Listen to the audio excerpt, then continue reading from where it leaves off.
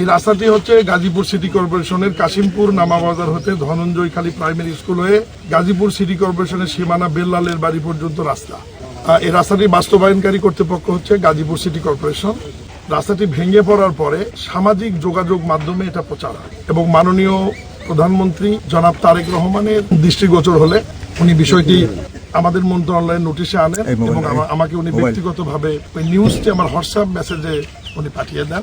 এরপরে আমার মন্ত্রণালয়ের দায়িত্বশীল কর্মকর্তাদের সাথে কথা বলি এবং আমাদের প্রশাসক সাহেবের সাথে কথা বলে আজকে ঘটনাস্থলে আসছি। যে ঠিকাদার কাজটি করেছে আমরা এর আগে তদন্ত করেছি, গতকাল এবং পরশু একটি টিম এখানে কাজ করেছে। তারা আমাদের কাছে প্রাথমিকভাবে যে রিপোর্টটি দিয়েছে নিম্নমানের নির্মাণ সামগ্রী ব্যবহার করা হয়েছে, এখানে প্রাকৃতিক দুর্যোগের বিষয়টা এখানে আসছে, এই কারণে এটি ভেঙে পড়েছে।